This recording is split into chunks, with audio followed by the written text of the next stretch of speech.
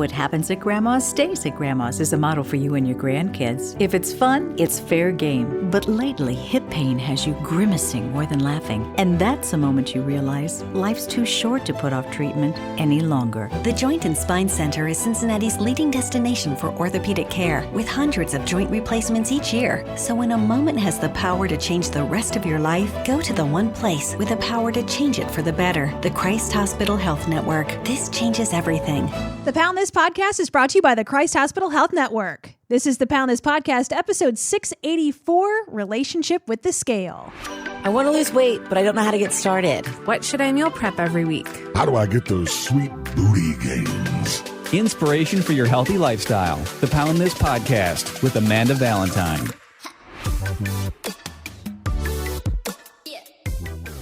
Hey friends, welcome to the Pound This Podcast. I am your host, Amanda Valentine, and I have been obese for most of my life. I'm going to say about 6 years old or so. Spent well over a decade yo-yo dieting. And then about 10 years ago, I made a New Year's resolution to stop dieting and start making the best decision possible in every moment. And from then, my entire life has changed. I've lost over 100 pounds. I started this podcast at the beginning of 2018 to help other people on their weight loss journeys or their journeys to become healthier people. And I have quit my full-time 9-to-5 job, become a certified personal trainer, a certified nutrition coach, and I want to do everything in my power with my own personal journey to help you on yours. So if you're listening to this podcast and you find any value in any episode you listen to, please, please, please share the love, share with family, friends, anyone you think that could find some benefit from this podcast. And you can always reach out to me with any questions or comments. You can email me at amanda@amandavалентиnebites.com. It's my goal to give you the best information possible for your journey and let you know that you're not alone. I appreciate you listening so much, and I would really appreciate you also sharing the love with this small business entrepreneur as I try to make my life's mission helping other people live their best lives. So here we go. Thank you so much for listening to the Pound This Podcast. Let's talk about the scale. I know I have talked about the scale a lot on this podcast because I have almost 700 freaking episodes, and I have done episodes solo just talking about the scale and incorporated in a ton of conversations. But now that I'm a personal trainer, I have these conversations a lot with people about hating the damn scale because, let's be real, the scale sucks. The scale can either make or break a day and can be the source of so much emotional pain. So let's break it down, at least in my experience of how I feel about the scale for myself and what my recommendations for the scale would be for other people. So being obese for most of my life, I avoided all scales. I don't have any idea what I weighed at all, even probably up till like my early 20s when I went on my a first official diet when I did LA weight loss. That was the first time I really weighed in and did anything on a scale. And from that moment on, the relationship I've had for a very long time with the scale is very turbulent. So I would say that if you come at it with the mindset of thinking that the scale is a tool and it's not the make or break, it's not everything in your relationship, in your weight loss journey, or the definition of your health, or even BMI is its own topic too, that I'm not a huge fan of BMI. But knowing that, being healthy and being in your body and losing weight, there's so many markers that have a lot of importance to them that are more important than the scale, like doing your measurements, knowing what your measurements are and how your, the size of your body, how your clothes feel. And outside of that, it's how you feel. Are you feeling like you're getting more well rested? Do you feel like you have more energy?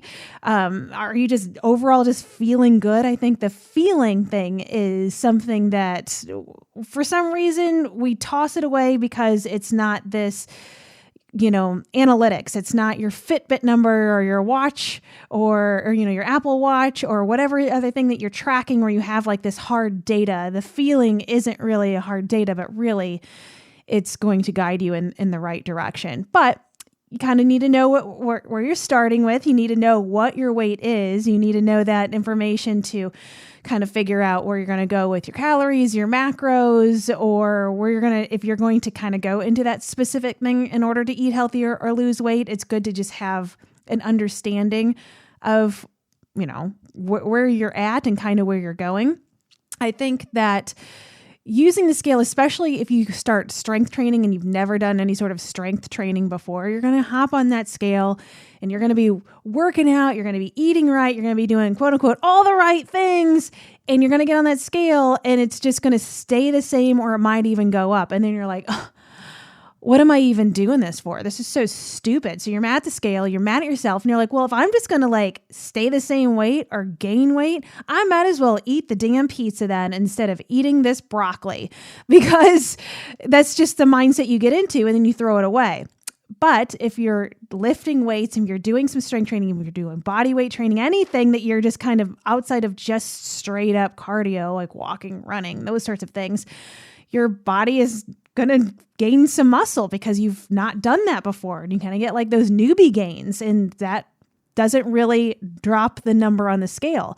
So your inches are probably going down. Your clothes are probably feeling better. Your skin's probably looking better. You're probably feeling pretty bomb, but you're going to throw all of those things away because the number on the scale isn't where you want it to be or moving in the direction you want to. So I'd say for that, probably take a chill pill if you are doing some strength training, especially getting first started with the scale, and do not heavily rely on the scale. And then you can go into the conversation of, do you weigh yourself every day? Do you weigh yourself once a week? Do you weigh yourself never? And I'd say wherever is best for your mental health is where you put that. And that's the kind of the algorithm I've built into myself with the scale. Is I've gone all over the place, through losing 100 pounds, through maintaining that weight loss. I mean, it's been a decade for me now, and I have been everywhere, all over the map with the stupid scale.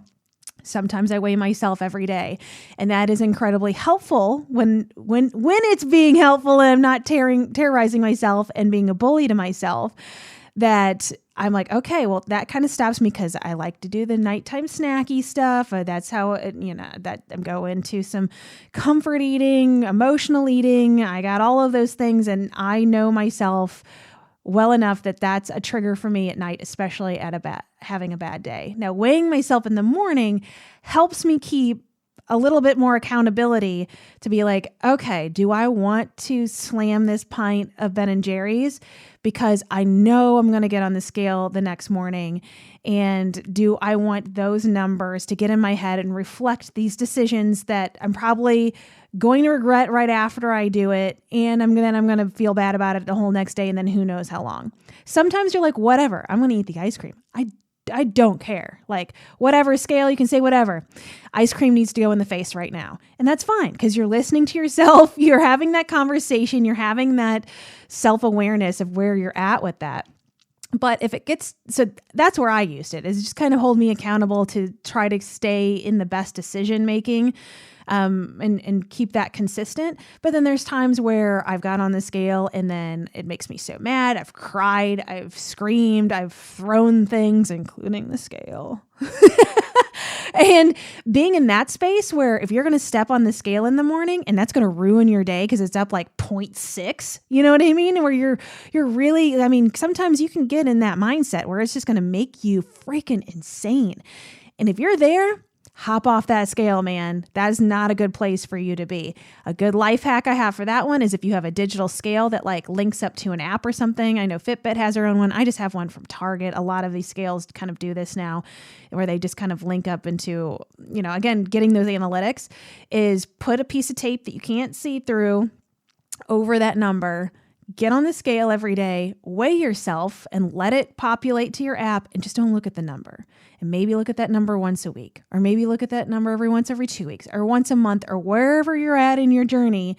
That way you can kind of see the ebbs and flows, because it's never linear. It's never like goes away of like, oh, well, I'm going to start at this weight and it's going to be a constant trip down. Yay, weight loss. Oh, if it were only that easy, we would be all so fit and healthy.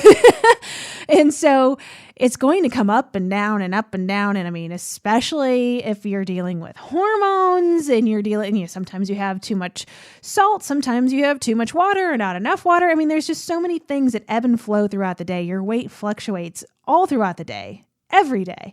And so and that can reflect in weighing yourself. So if that's going to get in your head, kind of use that method and just see what that number is when it's best for you and on your terms. And again, if you're seeing those analytics are kind of stair-stepping its way up instead of stair-stepping its way down, that's when you're going to need to make a change. And that's where you use the scale as a tool. Okay, so I see that my weight is fluctuating in ways that don't make sense with what I'm doing. What do I need to change? How do I need to switch things up, not only with your nutrition, but with your exercise? So that's where it's a tool in kind of figuring out where you are and where you want to go. Again, I'd say measurements once a week, once a month, and you can go online and see the best guide of exactly where to kind of measure yourself. And and pictures too. Pictures make such a big deal. And I have been really terrible about pictures. I have been very consistent in the past 6 months or so of taking those pictures, front shot, back shot, side shot, in some undies or a swimsuit or whatever that's really going to kind of show your body. And I know you're not going to want to do it. And sometimes you're not going to see those changes week to week, but you're going to be so freaking happy that you did that, whether your goal is weight loss or you're looking to gain muscle or just, change the composition of your body in some way. Then you're going to take those pictures. I'd say do it once a week, or do once a month, depending on your goals, depending on where you're at. Maybe keep a special folder in your phone for them, whatever works best for you, or you can use apps for that sort of thing. And that was an email. Or use apps for those sorts of things. And that way, kind of like watching that stair step of the scale and with the measurements, you're also seeing that in your pictures. So when you're like, have one of those days where you're like, I feel like a trash bag full of nacho cheese, even though you know that you've put the work in, say you've already lost 20 pounds or whatever. And you're like, but I feel like I haven't lost a damn thing. And then you can look at those pictures and be like, oh, hold up. Not only can I tell that I have lost weight, but I can see like muscle definition coming in. You can see that your face looks different. There's just so many markers and tools to use on a weight loss, health, fitness journey that if you come at the mindset that the scale is just one of those tools and you don't get hung on it. So the measurements, the pictures, gauging how you feel, and then the scale is thrown in there too. And also just know that the scale is giving you information. It's giving you feedback. It's not make or break. It's one of those things, if it's bad, quote unquote, bad news to you and it's not where you want it to be, just that's information to, hey, I got to change things up and you got to experiment, which is what this whole journey is about, because it is totally a journey. It is a lifestyle. It never ends. I mean, I've, yo-yo dieted for a decade. I've lost the weight, maintained, mostly, hey, 2020 was not great for any of us. Really, unless you're like Jeff Bezos, I guess. Congrats to him. I don't know if Jeff Bezos gained any weight or anything, but I don't think he cares in 2020. But you know what I mean? Of just kind of, and that's just life. There's ebbs and flows. Things happen. Sometimes there's a global pandemic. Sometimes there's a wedding, or sometimes you get injured, or for me, sometimes you get a concussion and it slows the process down. So there's always going to be something. So you have to also take that in account of knowing that some things are going to go off the rails. They're going to get sidetracked, but to keep yourself accountable, to kind of reel that back in, know where you're at, have all of these tools that give you information to know wherever you feel best physically and mentally. And I would say that's the best weight to be at. That's the best size to be at, is wherever you're at, where you feel really good physically, you feel really good mentally. How is that not more important than a number on a stupid scale? What your gravitational pull is on this rock floating out in space. How is that more important than you feeling good, like you showing up and be like, yeah. Or, you're just like, I can hike that. I can lift that. I can feel good in my body. I feel like I'm not feeling those aches and pains. Look at me, like just get off the couch with no problems. Or watch me like get up and down off of the floor. It ain't no thing. You know what I mean? And those are the wins. Those are the things that you're doing this for. You want to feel good physically and mentally, right? I mean, obviously there's some vanity to it too. You want to like look good, but that goes into feeling good, right? Because if you're looking good, you're feeling good, vice versa, that you're just like, you feel like a confident bad bitch. And that's awesome. And so the scale should not take that bad bitch away from you. The scale is not the only marker here. So I know that's everybody's looking for this right answer of, do I weigh myself every day? Do I weigh myself once a week? How often do they do that? And it's the only right answer is what is working best for you in your relationship with the scale, and also knowing that's going to constantly change. I've gone years of weighing myself every day, and then I've also gone a year plus without weighing myself and try to just do things more intuitively because I've been doing this so long at this point. And so you're going to be all over the place. Where my personal relationship is now is every Friday I weigh in, I take my measurements, I take pictures. So I do once a week. And for me right now, it's a hard don't weigh myself in between that weekly weigh-in. That's good enough for me right now. I don't need that daily information. Right now, I don't need that daily accountability. I feel like I'm in a good space with that. And so that's where I'm at right now. 2 months from now, I need to weigh in every day, or I don't feel like weighing in every week. You know what I mean? It's just kind of where you're at, but also be honest with yourself. Are you just making excuses? So is it what really feels good, or are you avoiding it because you don't want that answer? You don't want to see that number. You don't want to hold yourself accountable. So you kind of have to have a real conversation with yourself on that too, of like, am I just avoiding the scale because I just want to eat cake and not think about it? And then you kind of get in that habit. Then, I mean, ultimately, this is your journey. This is your life. You get to choose how you want to live it. And if that's not making you happy mentally and physically, then you got to change something. And that's also a point too, where always ask for help. Like, you don't have to do this thing on your own. You can reach out to a health coach, a nutritionist, a dietitian, a doctor, a friend, coworker, do a walking challenge, do a Biggest Loser challenge at work or whatever. Like, whatever those things are, get accountability buddy, ask for help, whatever. If you're struggling and you're like, I keep changing things up and things aren't working and I don't get it and please help, then please do. And if there's ever any questions I can answer, or there's someone that I could direct you to that could give you that help, I'm always available. You can send me an email. My email is amanda@amandavalentinebites.com.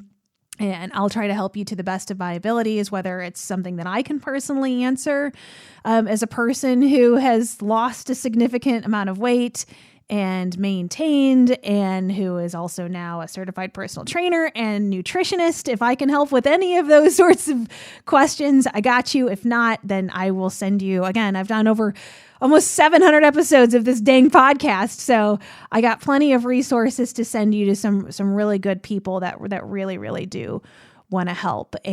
But also just know that this is your journey, and you're going to have some self-awareness and how you want to live it, and what feels good and what doesn't, and not trying to force everything. If you think you have to weigh yourself every day and you hate it, that's not the answer. If you feel like if you do keto or a super low carb diet because it works, but you hate it, then ultimately it's not working then, because you're not going to stick to it. So it's kind of just changing and ebbing and flowing and rolling with the punches.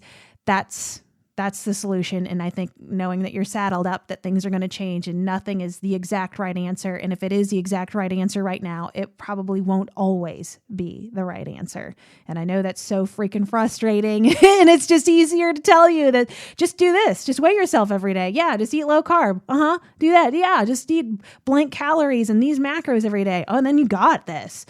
But there's no real blanket answer. It's up to you. And that's, even me sharing my relationship with the scale, it's changed all the time. The scale has made me cry. And again, like I said, I've thrown scales. But there's days where you got on and you're just like, oh my God, like whenever I went from the 200s to 100s, because that was a number that I have not really seen ever. And it was just kind of like, that just feels like a milestone. And, when the scale gives you that information, yeah, it lights your brain up, but you can't be like, I'm going to just keep using the brain to give me that dopamine hit, because it doesn't come super often. So that's my advice on a relationship with the scale, is use it as a tool. It's just one of the things to help you. Again, any questions, reach out anytime. Amanda@AmandaValentineBites.com. And I'll talk to you later. AmandaValentineBites.com.